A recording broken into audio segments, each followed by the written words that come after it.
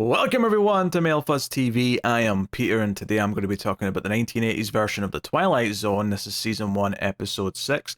These stories in this one are called Examination Day and A Message from Charity. So, spoilers for the episode, as per usual. This is a Patreon-sponsored series. Thank you to Cindy for picking this show. And much like last episode, this one only has the two stories, and they're even more uneven in terms of runtime here. Examination Day is maybe 10 minutes, and then 35 minutes go to the second story, A Message from Charity.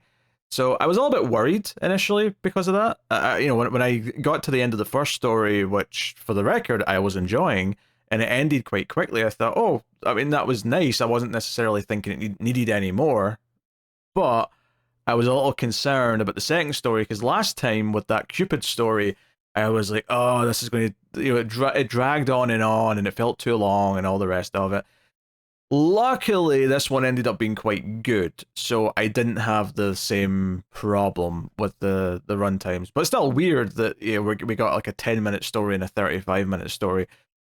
Curious to see how much they play with the distribution of runtimes throughout these episodes. There's no set pattern to how much time any of the stories get necessarily. They just, sometimes it'll be a super short one and a long one or whatever. But anyway, I actually like both these stories a fair bit. I don't think neither of them are maybe measuring up to like Nightcrawlers, but honestly, this might be two of my favorites so far. I know we've only had 6 episodes, so there's not that many to overtake yet, but I did quite like both of these. I found something to enjoy in both of them. The first story, Examination Day, set in the future in a dystopian world. There's a really cool map painting of the city. And that's what it is. It's a map painting with some sort of light effects to make it look like there's things moving around. But it's all about the fact that this young boy named Dickie is coming up on Examination Day, which is something that kids all do in the future when they're 12 years old. And he's super excited about it, but immediately, as soon as he starts bringing this up, the parents start getting kind of, I mean, not just quiet, but just a little bit tense. They're giving each other these looks. They're clearly scared of this day. It's very clear from their reactions that they know what Examination Day actually is, but Dickie might not know what it actually is. And that's kind of, where we're going with the episode. He seems to think it's just some kind of regular test. He does ask some questions. The parents just kind of politely and vaguely say, oh, it's kind of like a school test. They want to see how smart you are. But of course, the entire time I'm thinking, okay, this is a dystopia. The parents are scared of him taking this test. They're like, the mom's petrified every time the subject comes up. So it's like, okay, what is this test actually for? What are they actually going to be doing with him? And there's one little private conversation they have where it's right after they say, hey, why don't you go watch TV before bed? And Dickie says, no, I'd rather read. And he goes back to his book. And that makes them concerned. And, the mum gets worried and says, oh, he's not like the other kids. And the dad tries to reassure her, says that, he'll be okay. He'll do just fine. So I'm like, okay, that's what this story is. It's all about what is this test and what bad thing is going to happen potentially to the kids that do too well or too bad or whatever. So what it actually builds up to is that they get the message, right? Where we find out that they're going to be phoned by the testing agency after the test is over. So we see him get taken to the test. He sits down and he's basically given like a like truth serum, basically, so that he'll answer the questions honestly. And he even questions in a very nice little like positive way, why would I lie? And it's like, yeah, we don't really think you would, but it's just to make sure. It's just to make sure. So he's put in front of a screen and they start asking him questions, and it cuts away. We don't get to really see what the test does for the most part. And it just cuts ahead to the parents later on. They do a good job here of building some atmosphere where it's like just pouring down heavy rain outside against the window. There's not a whole lot of effort in the interiors to make it look futuristic, really. They reference some tech at one point, like this present he gets is a piece of technology. I think when they're in the location of the test, there's a couple of light things. Like, oh yeah, there's like the electric ball things. There's like tons of them, because that's future in the 1980s, basically. But It's all right though, because the atmosphere's there, right? I think the map painting's cool and the atmosphere's there, and the idea is nice and simple and it works. But it's like, hey, we'll get told later how you did, and then we'll go from there. And they get the message. This is the school board, or this is the examination board, or whoever. And we regret to inform you that your son was smarter than the allowed amount, therefore he will be terminated. Would you like a private funeral, or for us to take care of the remains? And of course the mum breaks down into the dad's arms, and they're both just heartbroken. And this ended up being the end of the episode. I actually thought it was going to keep going further and we were going to see more of what came after. And I think that's just because I was expecting this to be half the whole episode, as opposed to just the first 10 minutes. But I think the ending's good though. I mean, it's basically just building up to a conclusion, which I don't think's meant to be a shock per se, because they kind of like signpost that something very bad might be happening, and that's why the parents are worried. But it being this blunt in the idea that it's the opposite, I guess, I mean, the twist is, I suppose, not so much that the government's going to do something bad to the kid depending on the outcome of the test. That's kind of clear the whole time, given their like reaction and how they're talking about it and how just terrified they are. The twist is that he's too smart, so therefore he will be killed. This idea that you go into it thinking, oh, they're testing people because if he's smart enough, he'll get accepted into like top secret government programs and the parents will never see him again. So I actually did think they were worried that he would do too well. And the earlier scene with them being worried that he was reading books instead of watching TV kind of like suggested that. But I thought it was because they would want to take him away and use him for their own gain in some way. Instead, it's just, no, we're going to murder him because he's too smart. He's smarter than he's allowed to be, and we can't have that. Presumably because this is how they control people, that if people are too smart, then that'll make them able to resist, to fight against the government, to have ideas and come up with plans and how to overthrow and take control back and various other things. This is all about control. So I like that because it played straight into the idea of the dystopia, which the episode's vibe was clearly telling me it was right from the start. So yeah, I really enjoyed this. It was simple. It was just had one basic point to get to, and it did it effectively. The mood was there, and yeah, I like this kind of world to go into. So simple and effective. I like that a bit. Second story, a message from Charity. I got a little bit worried, not just because of the amount of time that was left, and I knew it was only one more story, but because it starts off with a sick woman, and she's like upset. This turns out to be Charity, one of our two lead characters here, and she is sick, and it's like, we find out later this is like 17, I think it's exactly 1700 actually, I think that's what she said, 1700, and she's sick, and like her dad's worried. Her dad's famous, what's his name? James Cornwell's his name, but I was trying to remember his name on Star Trek because he was a very important character in Star Trek lore. Zephram Cochrane, that's the name I'm looking for. The man who made first contact with the Vulcan. Anyway, but he's concerned, and they're all concerned that she's got some fever. And I was like, oh, we're doing a period piece for 35 minutes. I was a little bit worried, and then she started freaking out and saying that she was hearing an awful noise. There was something awful she was hearing. And then we smash cut to a modern day, for the time obviously, because the episode was made in the 80s, a modern day car. But not just a car on a TV screen. And it's like, wait, what's happening? And I'm like, what's going on here? And then we're introduced to Peter, our other main character, who's lying in bed, also a bit sick, but under the weather. Although I really liked how they presented the two versions of these two sick like teenagers, in that in the 1700 version, they're all worried that she's dying, and they don't know what it is, and they're terrified, and they're hoping she'll get better, they're praying she'll get better, but it's taken very seriously. And then when you cut to the 1980s version, the doctor's in, takes a temperature, and is like, it'll be fine, it's just this bug that goes around, it's quite common in these parts especially, they come in cycles. But it's all very treated in a very kind of shrug off. It's not a big deal. He's going to be sick in bed for a few days. And it was a really neat way of showing like the medical advancement between the two time periods, that no one was really that concerned in the 1980s part of the timeline.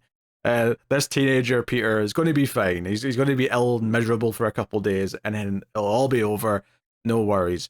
But he, of course, starts seeing things from her point of view. He starts seeing people in the 1700 time period. He starts seeing things that she's surrounded by, just like she was seeing the TV in the car because that was near him. His little brother was watching something with a car in it on TV. And that sets up our basic premise of the episode, which is kind of a cool idea, is that somehow, whilst they're both ill, a psychic time traveling link is formed between Peter in 1985 and Charity in 1700. And they can talk to each other, they can hear each other, they can see through each other's eyes pretty much all the time. And naturally, quite quickly, like she starts to learn things about the future from him, and it's like the first half of the story is really a lot of discovery. In fact, when she's sick at the start, she even says some of the things that he says before she understands what's going on, and he asks his mum for a glass of orange juice. So she says that out loud, and everyone in the room goes, "Oh, she's speaking nonsense." I'll be honest, I didn't realize that orange juice was well, I suppose it's a location thing, isn't it? Yeah, because they haven't made it to oranges yet. I guess that's the thing here. It's not that they haven't thought of how to squeeze juice out of an orange, it's that they just haven't got to the places where the oranges are growing. Okay, never mind. I retract that. It makes sense to me now I'm thinking about it. But okay. But anyway, so she sounds crazy to them. So they don't know what she's talking about. But quite quickly afterwards, when they're both healed up a little bit, and he's got that orange juice, they start to like talk to each other, and he sees a plane fly overhead, which scares the shit out of her, and she's like, "What's that flying thing?" And he's like, "Oh, like it's like a carriage that goes through the air and takes people from place to place." And he tries to explain things in terms that she'll understand. And then the other interesting discovery here is that she can like taste the things he's tasting. So he takes a sip of the orange juice, and she's like, "Oh, what is that? That's delicious. I want more of that." And then he's like, "Wait, you can taste? Oh, I've got more for you." And then smash cut to him with a bunch of junk food surrounding him, and he's like eating some ice cream, and she's like, "Oh, this is great. What's it called?" And he's like, "It's chocolate ice cream." So the first half of this story is actually a lot of fun. It's a lot of like her experiencing things and learning about things from present day, and him just kind of like finally having a friend. We find out he's been a bit of a loner because he moved up a couple of grades and moved around a lot, so he's not really got a lot of friends, and this is finally someone that he can kind of connect to and be intimate with, not in a sexual way, although clearly I think there was a bit of an attraction between them. There's a moment quite early on where she's like, "Hey, what do you look like? Do you have access to a mirror?" And he goes and stands in front of one, and then she looks in the lake, and they're both basically commenting on how they're both attractive, and so it's kind of sweet. It's very much a star-crossed lovers kind of thing, or even like what was that? I never saw it, but like Lake House, the movie with Keanu Reeves, where the letters were in the post box, and then they contacted each other over time periods or something. It was very much a simple idea, and they even bond because he's a big reader, and she has read a couple of Shakespeare works, but can't really afford to get more books because it's they're quite pricey in 1700. So he just goes into the library, and she's wowed, and he's like, "Yeah, I'll start reading stuff for you. I'll read whatever you want me to." So all of this is super just kind of entertaining. They're both likable enough. It's got a really nice kind of sense of awe and almost whimsy. And I'm hesitant to say that because I don't typically like whimsy, but I think it works in this context. I think this is kind of a sweet story. But there's one thought I had early on in the story, especially when she is talking to like a local friend who comes over to borrow some water, and she mentions some of the things she's seen, although she presents it as, "I was delirious when I was sick and I saw these things in my head." But she doesn't, actually say that she's whatever. And I did get a little inkling of where the story might go with this. Nothing happens really in this scene yet, other than the friend looking a little bit weirded out. But I did think, oh no, if she says something that she's learned from Peter in the future, then they're going to think she's a witch, because it's that sort of time period, right? Like you can't even know too much about medicine or too much about certain things, or you will be treated as a witch. And of course, the episode does go in this route, and I was actually very pleasantly surprised with how much it hit this. Because I thought, oh, okay, she's going to say something that's a little bit suspicious to everyone because it's knowledge she's gained from someone in the future, and maybe it'll go down a certain path where it's just about people starting to suspect her of being witchy, right? Instead, it actually goes down this much more kind of hard hitting path where not only does it, I mean, for a start, she's in Massachusetts, so there's a great moment where Peter in the future realizes, oh no, the people around you are getting suspicious. I know why, because you're in Salem or you're in the Salem area in this time period. You've got to stop saying anything that I tell you to anyone. Like, you have to play dumb. You have to, like, he starts getting really concerned, which I really like that. I liked him sort of like starting to predict the outcomes, and he felt bad that he hadn't seen it coming before that point. But what I really liked about this, where it went, is it was a fun story up until this point, but I really liked that it didn't shy away from what the witch trials really kind of were a lot of the time, and that was just like men abusing the system that was built around them and their power. And we get this sort of judge character who comes because the friend has mentioned what she said. This judge wants to come and see her to talk to her about the possibility that she's a witch and that she's behind the current sickness that's going around that she had and recovered from, and that some of the water's going bad. And we actually heard that in the future, that this sickness that happens every so often, it tends to be something in the water that just goes around for a little bit or whatever. So nothing, like, no, not a big deal in the grand scheme of things, but something that these people don't understand. But what I really liked is that when this guy, first of all, her dad tries to fight them off and he can't. So she ends up having this meeting alone with this judge character. And very quickly, he says, you might be a witch and this is serious business and blah, blah, blah. And he very, very quickly gets to the point where he says he's going to have to examine her entire body thoroughly to see if she bears the mark of the witch.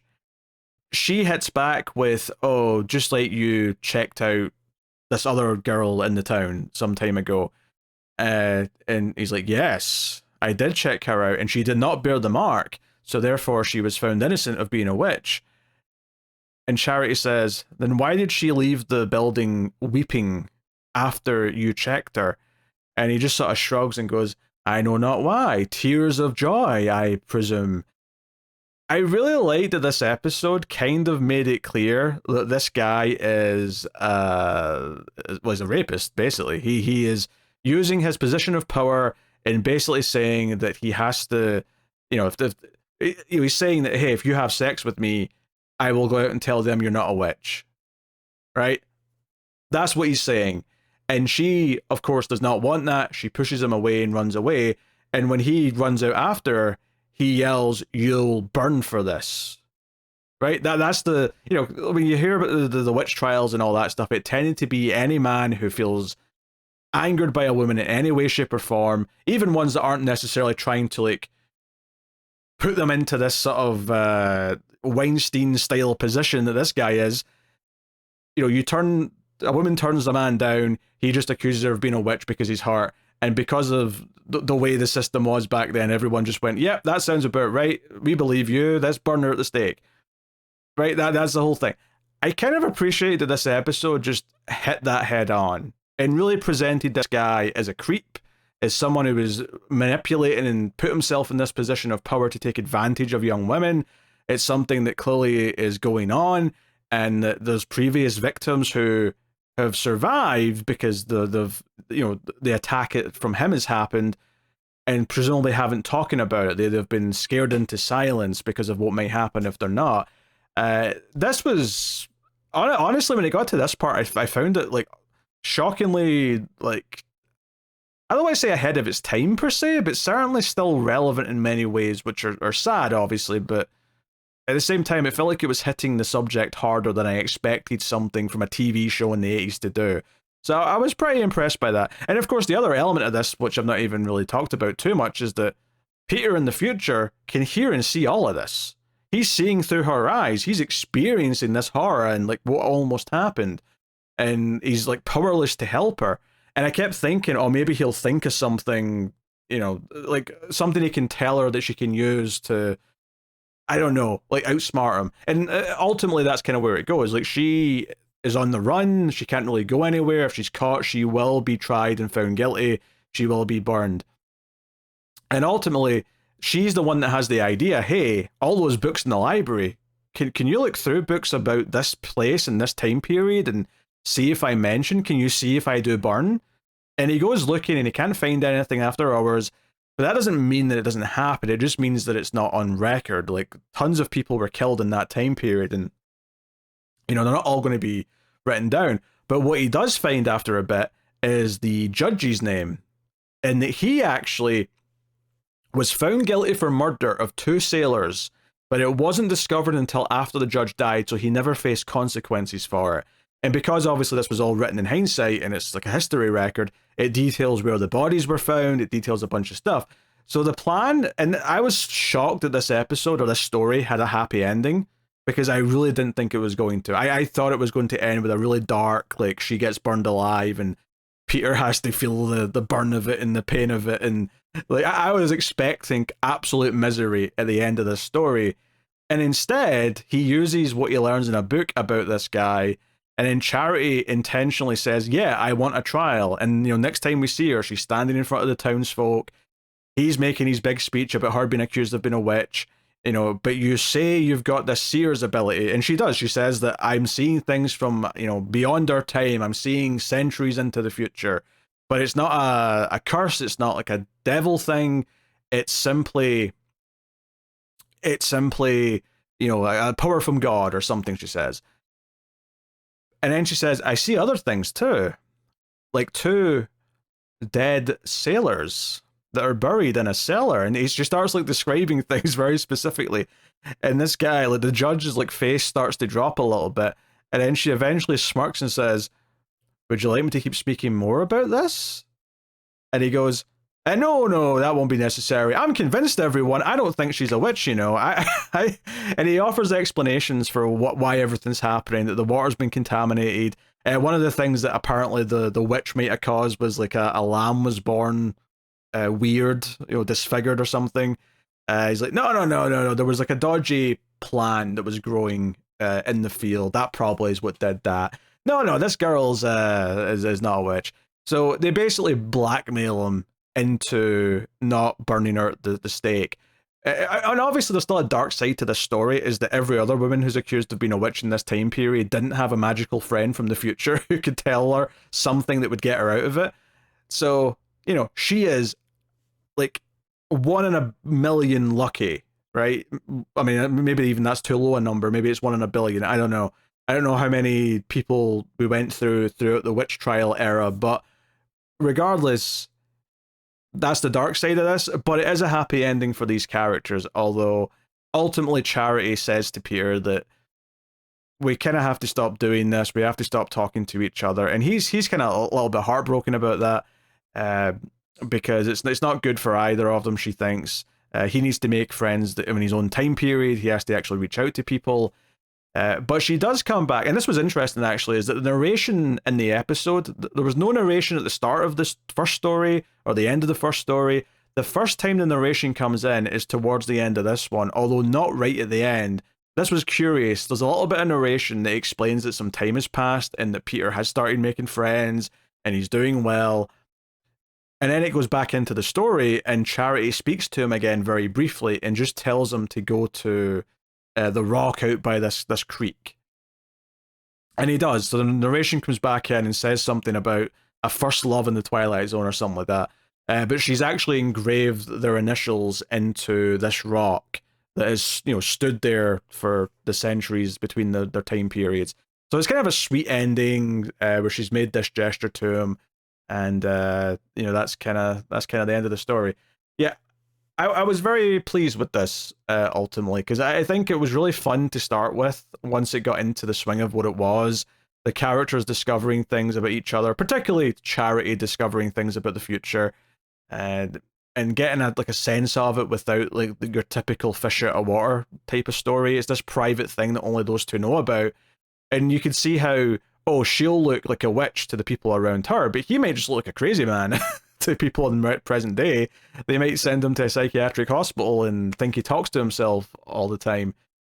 But I liked that. I liked using the books in the library to sort of get her out of the jam. But I do appreciate that she was in a real scary predicament that was not treating it lightly. It kind of clearly implied what was going on, who this guy was, and how sinister it was. Even the idea that when he was building up to telling her to undress, to check, quote unquote, check her body, he even says, which demon did you lay with? That, so it's almost this thing where he wants to assault her here. He wants to use her as his plaything.